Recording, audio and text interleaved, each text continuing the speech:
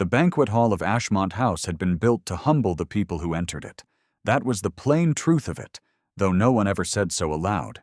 The ceiling soared in gilded panels above the assembled company of 200, the candlelight catching the plasterwork cherubs and the framed ancestors, and the 3 enormous chandeliers that Lord Ashmont's grandfather had ordered from a glassmaker in Venice at a cost that had taken a decade to recoup.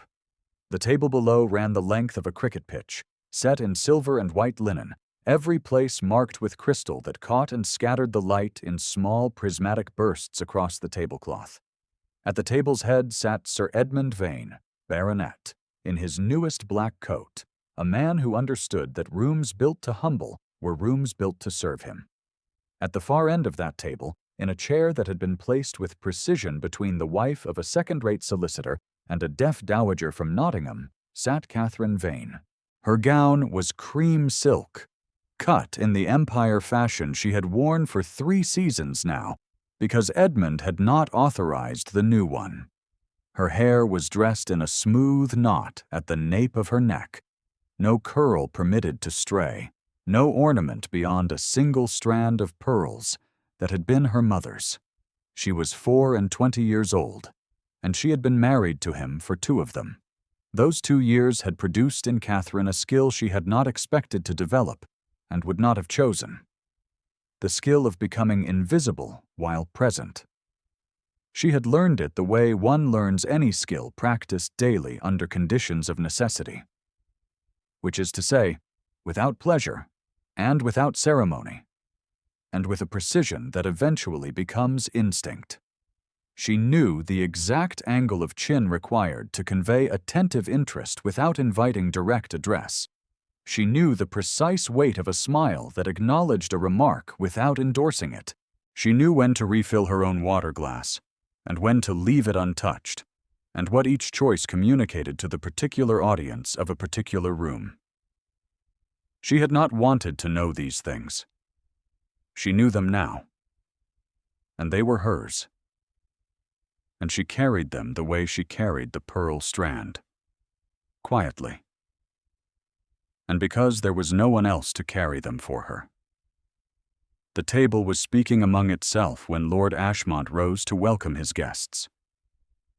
Catherine kept her eyes on the candelabra at the center of the table, and heard, rather than saw, Edmund turn toward her with the expression she had learned to name before she looked, the one that preceded a correction.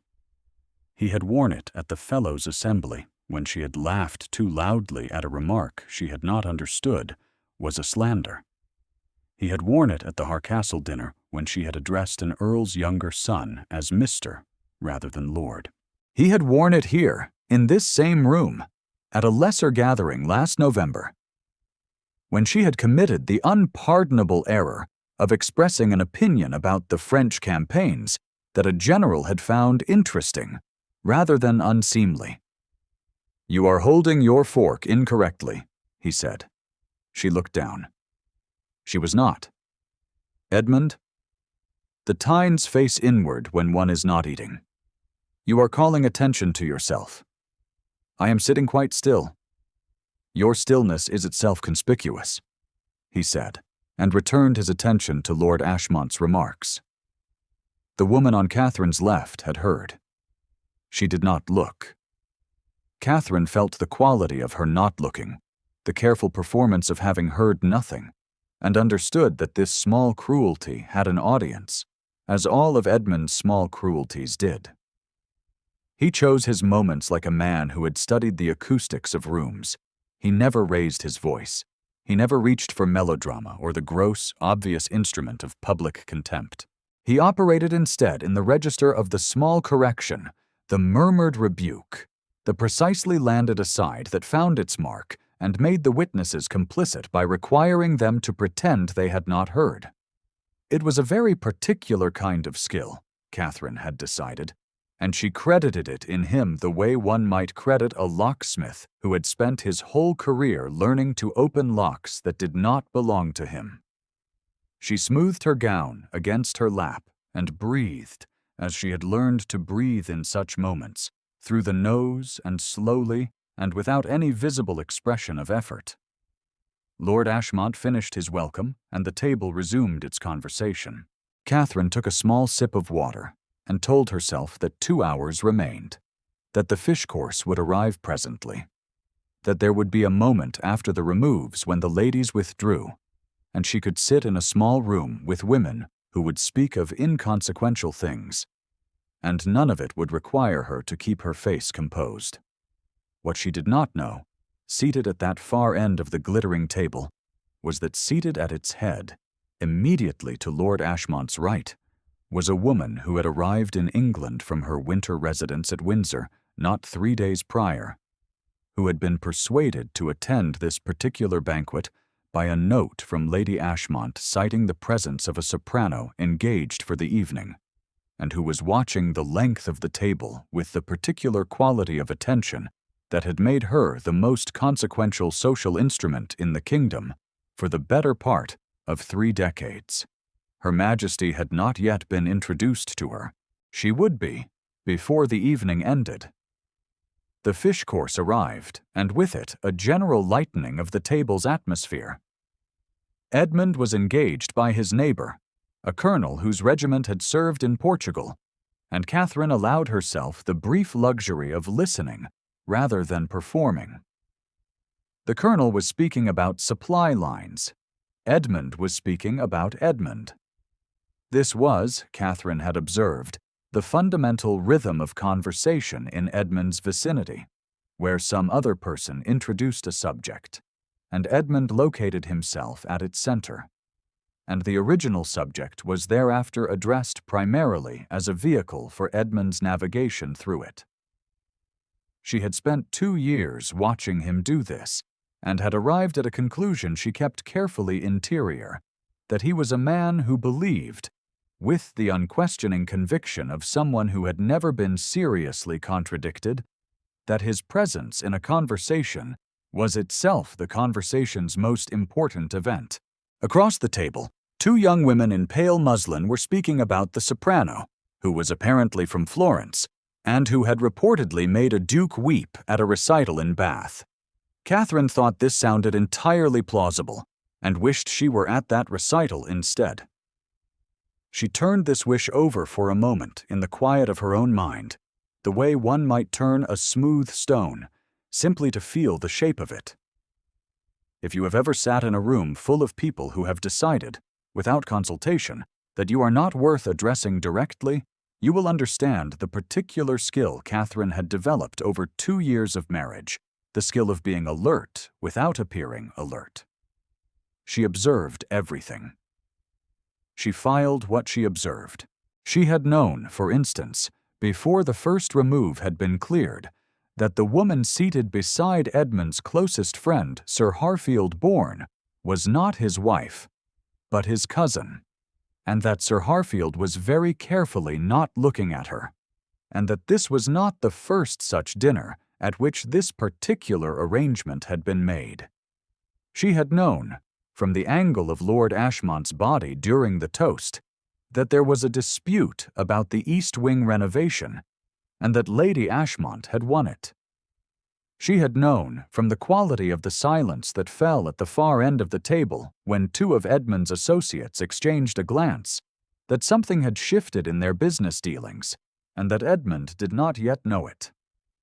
She had learned to know a great many things she was not supposed to know, because the world had decided she was simply a pretty arrangement at the end of a table, and pretty arrangements did not need to be guarded against. The second remove arrived. The conversation at Edmund's end of the table grew animated around the topic of a parliamentary bill, and Catherine heard his voice rise in the manner it reserved for pronouncements he expected to be recorded, loud enough to carry, measured enough to indicate he knew it would. She straightened almost imperceptibly. When Edmund's voice rose, it meant he was about to perform, and when he performed, she was invariably the instrument. He did not disappoint her. "My wife," he said, addressing the colonel and 3 others who had turned toward him, his voice at precisely that carrying pitch, "is possessed of a great many opinions about parliamentary matters.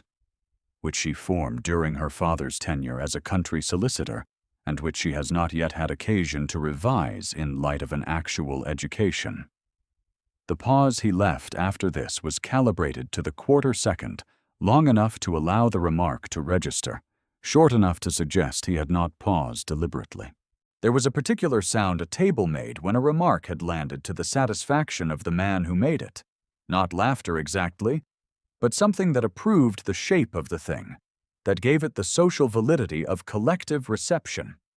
The colonel produced this sound. Two of the others followed.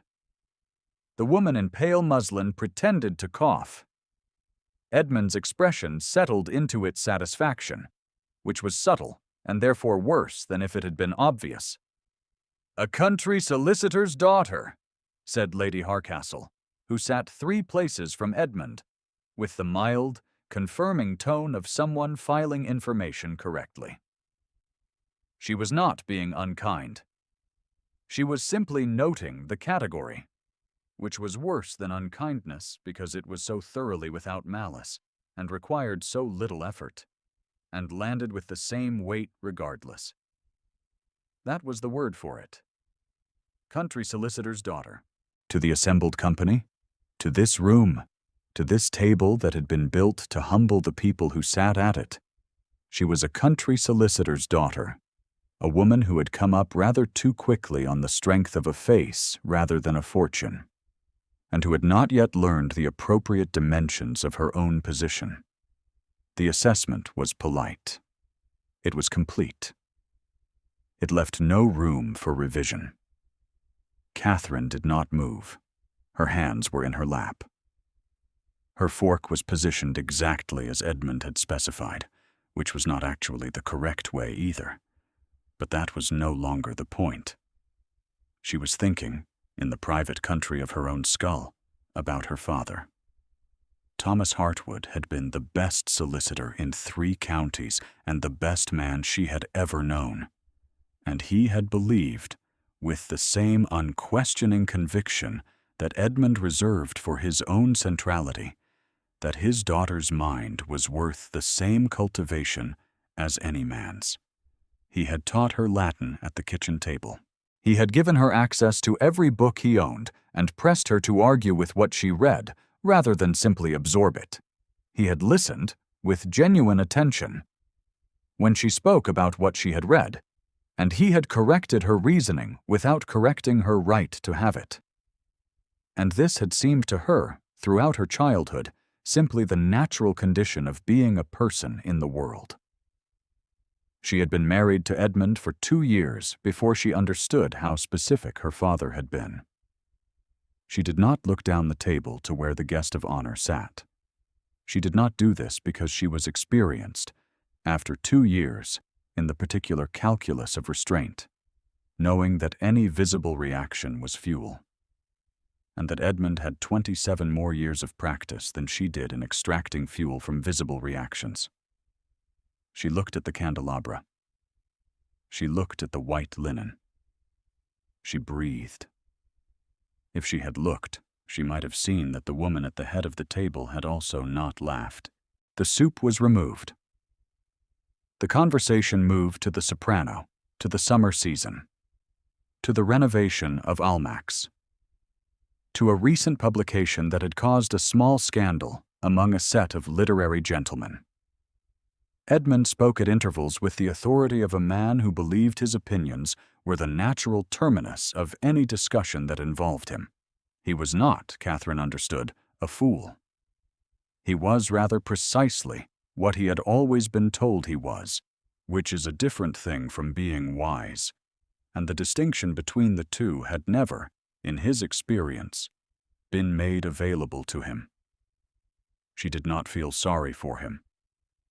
She had felt sorry for him once, in the early months, and had spent the subsequent 19 months revising that position.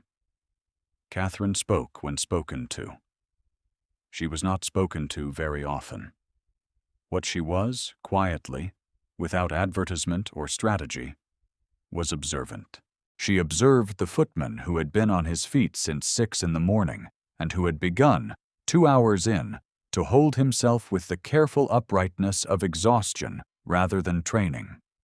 She observed that he had been placed, through some error in the household's planning, directly in the path of a draft from the service door, and that he was managing this additional insult with the dignity of a man who had learned that dignity was the only currency he was permitted to carry. His face was young, perhaps 19, and held the particular set of someone who had understood very early that the world expected a great deal from him in exchange for very little in return. She watched him move between the courses with the steadiness of someone who could not afford to falter. Between the fourth and fifth removes, he faltered. It was the sort of thing that happened. A gravy boat and the draft from the service door at precisely the wrong moment. The exhaustion of a 12-hour day translated into a half-second of imprecision.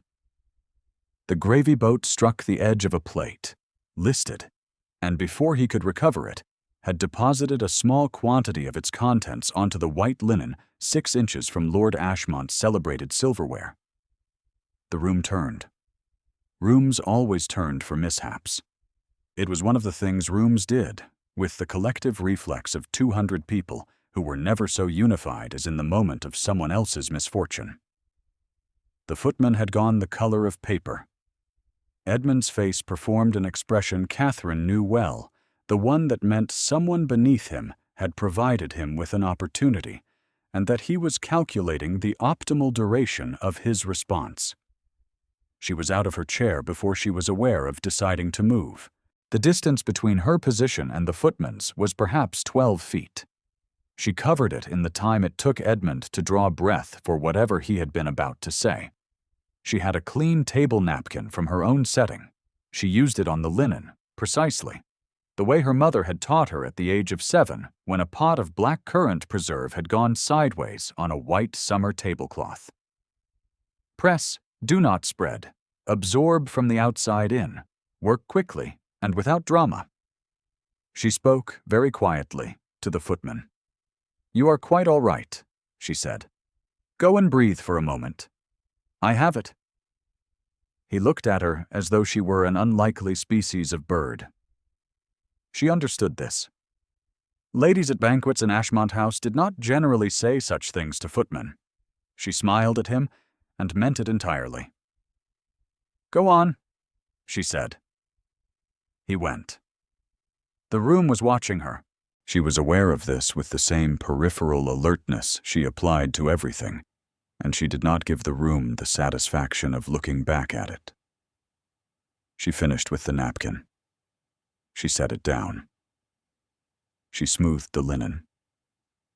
She returned to her seat, settled her gown, and picked up her water glass as though 200 people were not currently recalculating something about her. Edmund's face had performed several expressions in rapid succession, and had arrived at the one she liked least, the still white one, which meant she had done something he would address later, in private, in the register he reserved for moments when the performance of correction could be conducted without witnesses. "Quite the enthusiastic household staff," said Sir Harfield Bourne from somewhere down the table, in a tone that was imprecise enough to apply to either the footman or Catherine.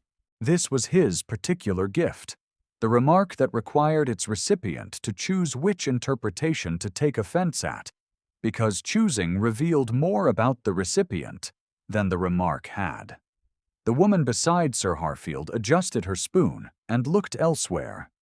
Catherine did not look up from her water glass. Across the length of that table, however, the woman to Lord Ashmont's right had set down her own glass and was watching her with an expression that had not appeared on her face all evening.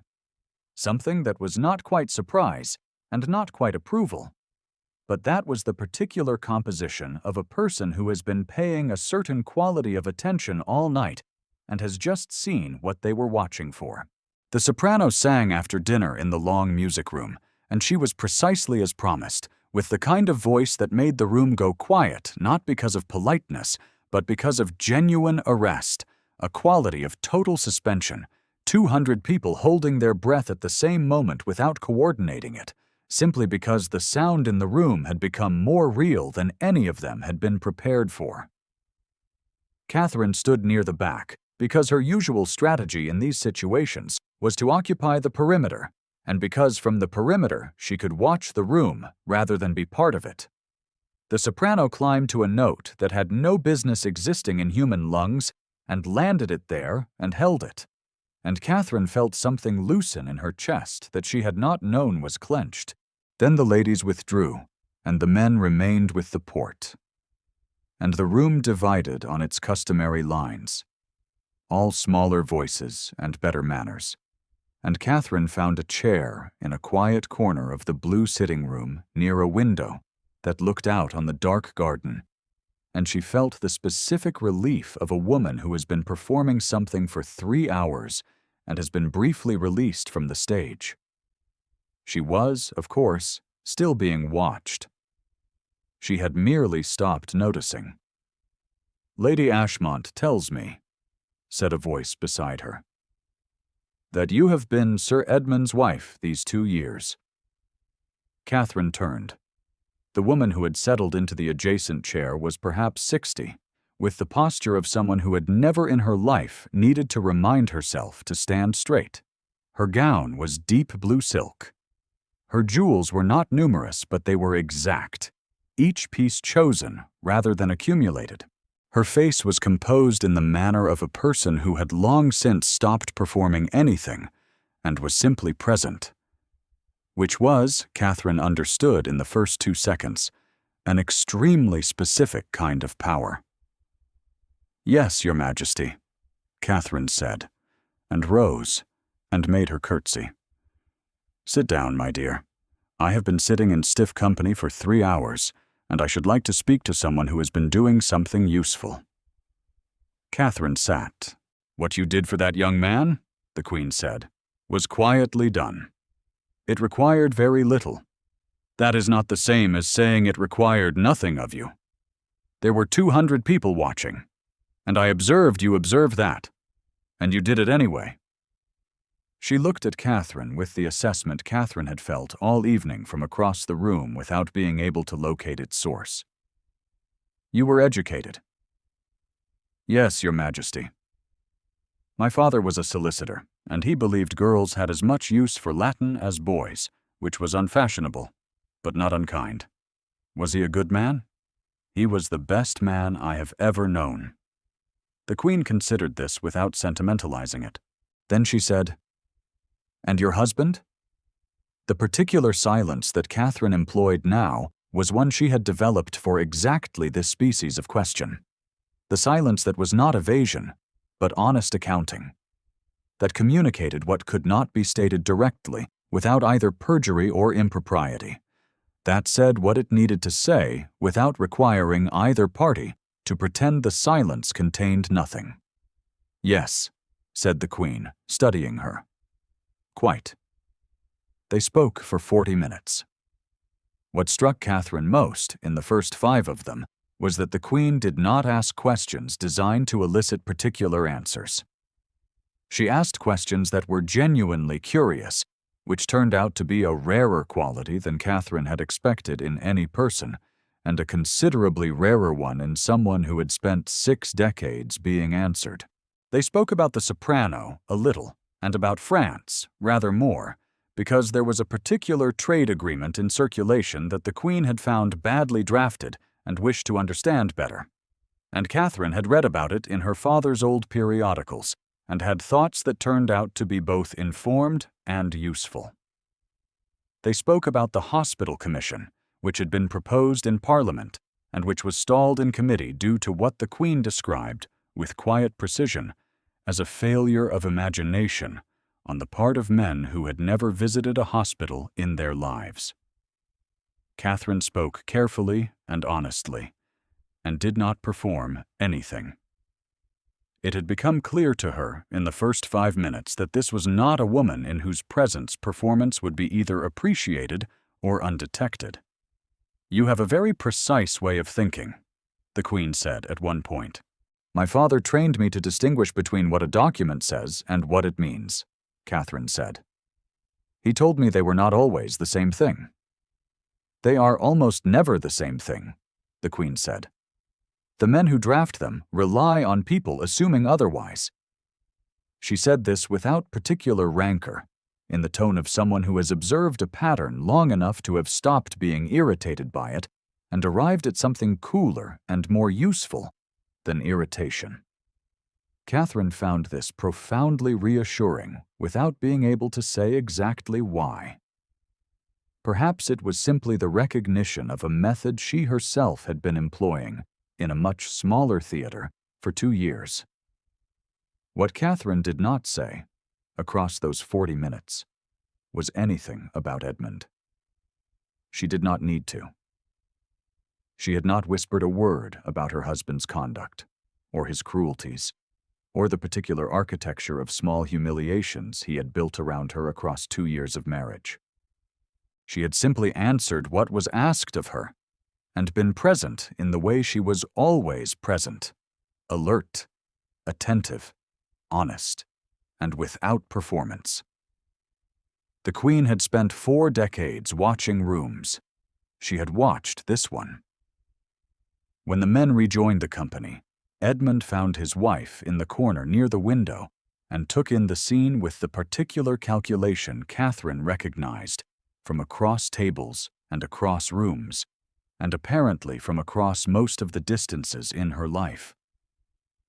His face performed a rapid series of adjustments, passing through surprise and something that might have been concern, and arriving at the smooth, proprietary expression of a man who had just understood that something was happening that did not include him. He came to stand beside her. He said, addressing the woman in the blue silk with the assured warmth of a man who believed his charm was a documented fact, "Your Majesty, I hope my wife has not been troubling you with her opinions." The room, which had not been attending to their corner until precisely this moment, was attending now. 200 people had the particular gift of apparently looking elsewhere while watching everything. The Queen looked at him for a long and specific second. "She has," she said, "been illuminating me considerably." She turned back to Catherine. "My secretary will call on you Friday next, Lady Vane. We were discussing the hospital commission, and I should like your thoughts set down. There are 2 gentlemen of Parliament who require the benefit of a mind that can read what a document actually says."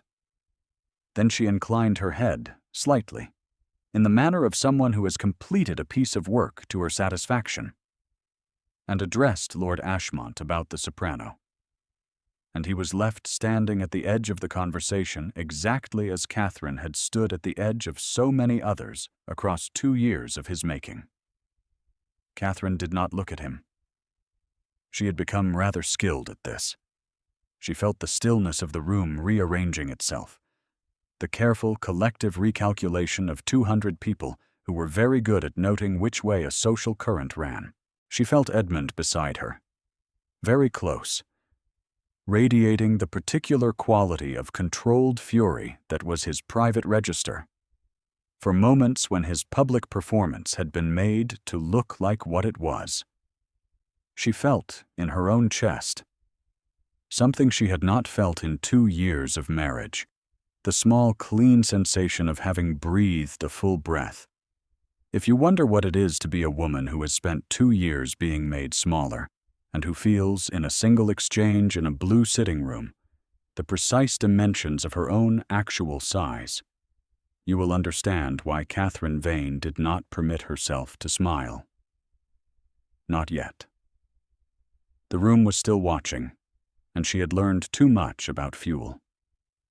She permitted it later, in the carriage, after Edmund had delivered the opening of what she understood would be a considerable accounting.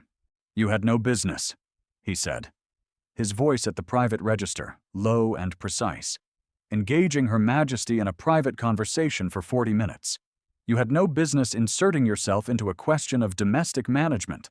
You had no business making a scene over a footman in front of 200 guests. You have embarrassed me in my own sphere of association, and you will not do so again." "I had every business," Catherine said. The words arrived in her own voice with a quality she had not known she possessed until they were already in the air.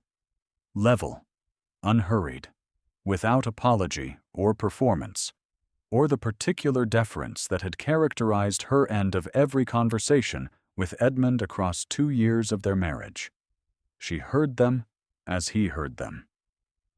They were different from anything she had said to him before. Edmund stopped. She could feel him calculating. He was, she had always known, a man who processed unexpected events as logistical problems rather than as genuine encounters with a reality he had not anticipated. And she waited, quite calmly, while he processed this one. "You will not take that tone with me." "I believe," Catherine said, "that I already have." The carriage continued through the dark streets. Edmund said several more things. Catherine listened to them with the same peripheral alertness she applied to everything and did not engage with any of them directly. She was thinking, instead, about Friday next, and the secretary, and the hospital commission, and the question the Queen had posed about what made a man a good steward of other people's well-being, as opposed to merely a competent administrator of his own. She thought she might have a few thoughts worth setting down. The secretary arrived on a Thursday, 1 day early. He was a brisk young man with good handwriting and an expression of careful neutrality, who explained that Her Majesty had decided to convene a small working group to examine the Hospital Commission's findings and wished Lady Vane to attend the first gathering at Windsor the following Tuesday. He produced a card with the details in a very regular hand. He accepted a cup of tea. He departed within 20 minutes. Edmund was in his study when this exchange occurred. He heard it from behind the closed door because the morning room and the study shared a wall, and the house was not constructed for the concealing of quiet conversations. Catherine heard nothing from behind the door in return, which told her everything she needed to know about the nature and direction of his processing. She accepted the invitation.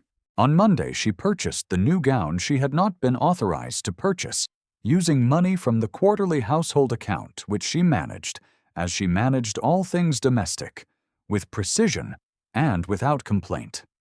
It was pale green silk, cut in the current fashion, with a Spencer jacket of slightly deeper green that her mother would have liked. She wore the pearl strand. She added, from a box she kept in the bottom of her wardrobe, a small gold ring set with a flat garnet that had been her mother's, which she had not worn in 2 years, because Edmund had suggested once, in passing, with the air of someone noting an objective fact, that it was too plain for a baronet's wife.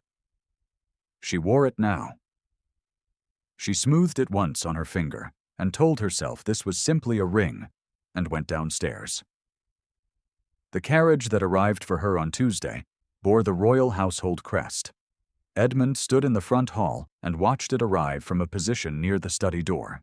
He said nothing, which was, in Catherine's experience of him, the loudest thing he was capable of producing.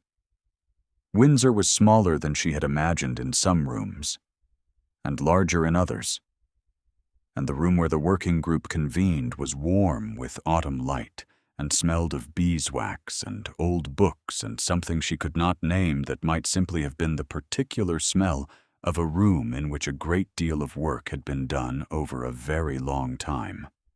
There were 6 of them at the table, 2 gentlemen of Parliament, a physician who had published extensively on hospital fever, a woman of middle years called Mrs. Northcott, who had been administering a foundling hospital in the east of the city for 2 decades, and who had the brisk, unsentimentalized manner of someone who had been solving practical problems under impossible conditions long enough that impractical solutions had simply ceased to register as options, and Catherine.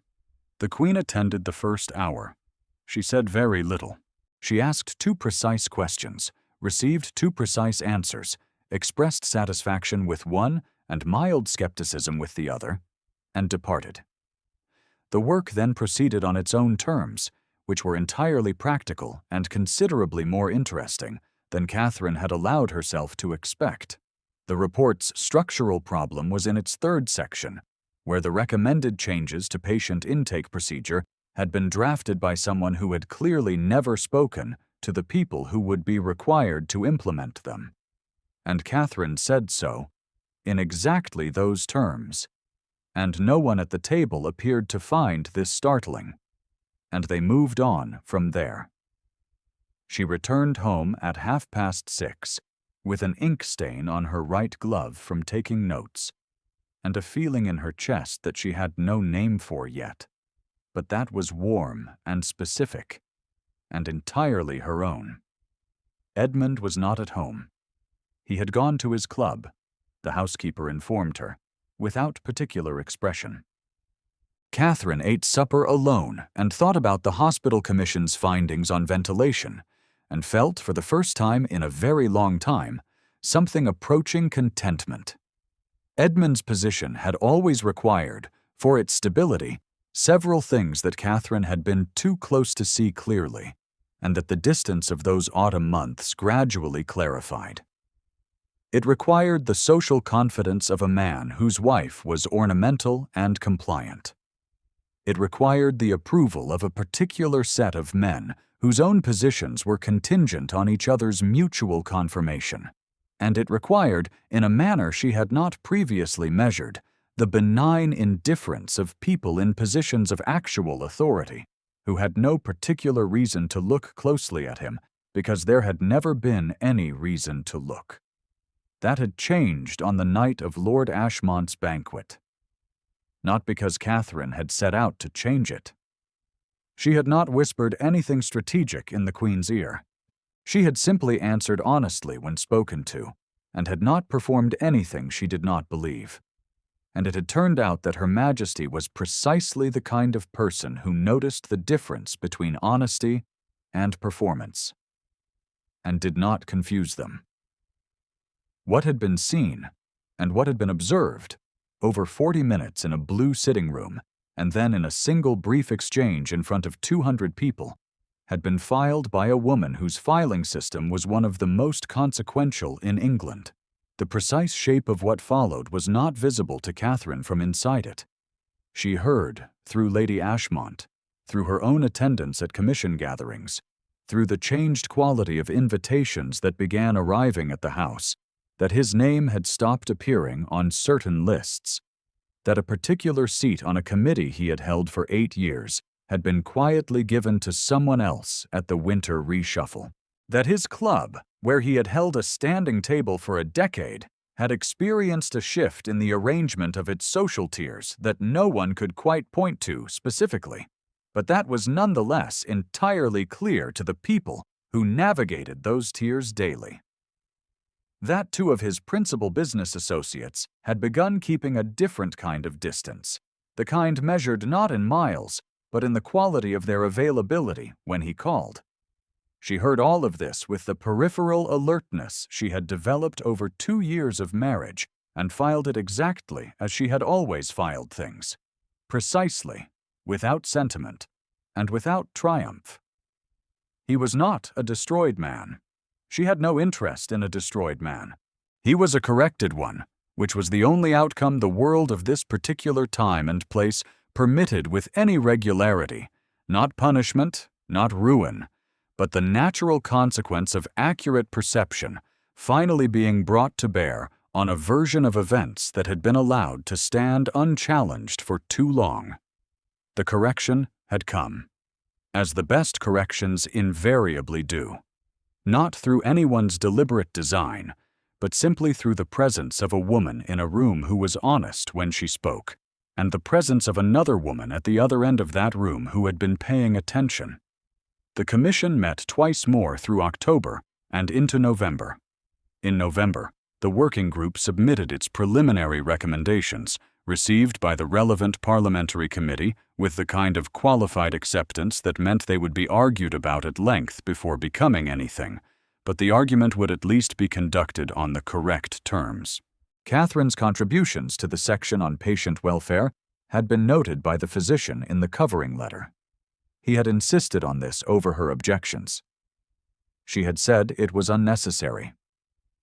He had said, with the blunt efficiency of a man who had spent 30 years in hospitals and was past the age of performing modesty, he did not feel, that it was accurate and therefore necessary, and the distinction mattered. She had stopped arguing because he was correct.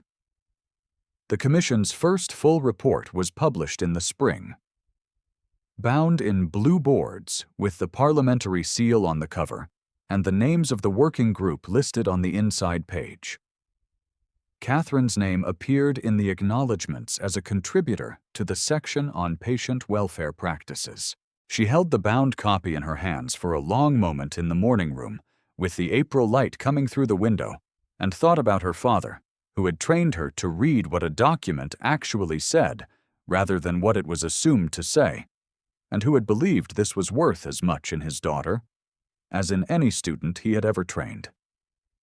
She thought about what it meant that his name was nowhere in the report, and that this was simply the condition of being a woman in this world, and that knowing this clearly was not the same as accepting it, and that she would continue to refuse the acceptance while working within the condition, because that was what her father had also taught her to do with conditions that could not yet be changed.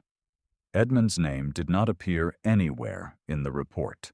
He had never had any part in it. The question of the marriage, of its continuation and its legal architecture, was one that unfolded slowly and through channels she did not fully control. She had no delusions about the available mechanisms. The law was what it was, and the distance that had opened over those months between a man who required the world to confirm his version of things and the world that had quietly declined to do so was a distance that could not be closed again, simply by the exercise of his will. He could correct her fork and note her origins, and describe her as a country solicitor's daughter in front of 200 people. And none of it would return the room to what it had been before the Queen had turned to address her directly and asked for her thoughts to be set down.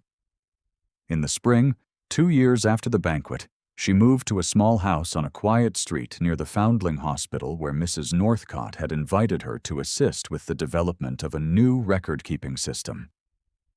The house had a good morning room and a small garden and a desk near the window where the light was steady until late afternoon.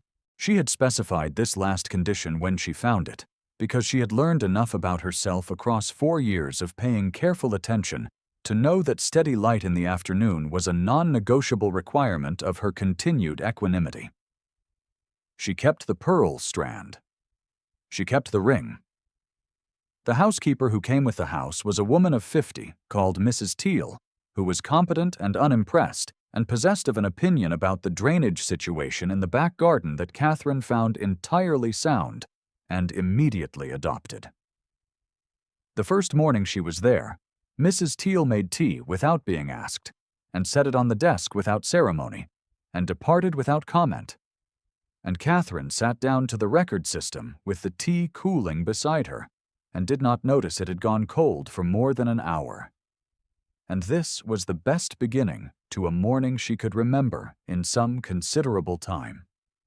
That evening, she walked in the garden in the April dusk. It was small and a little overgrown, and had 3 rose bushes coming into bud along the south-facing wall. And she stood in the cooling evening and felt the specific quiet of a house that was hers. Not his. Not theirs. Not a house in which her presence was permitted subject to conditions she had not been consulted about. Hers, the desk and the light and the garden and the sound of Mrs. Teal below, making something that smelled of onion and bay, the small particular geography of rooms she had chosen.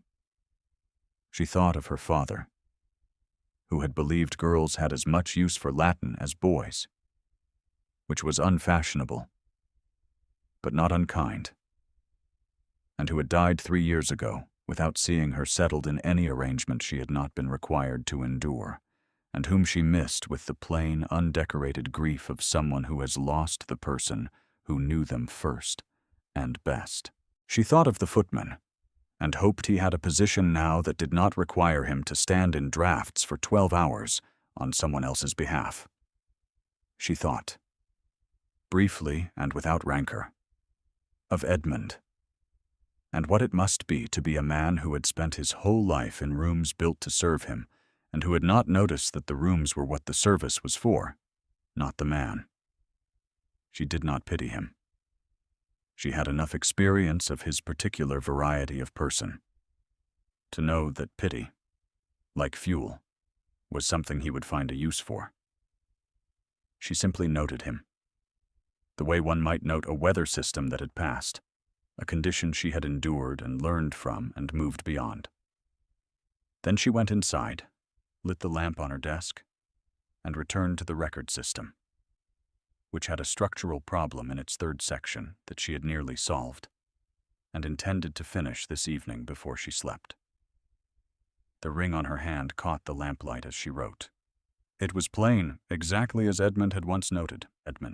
It was her mother's, exactly as she knew.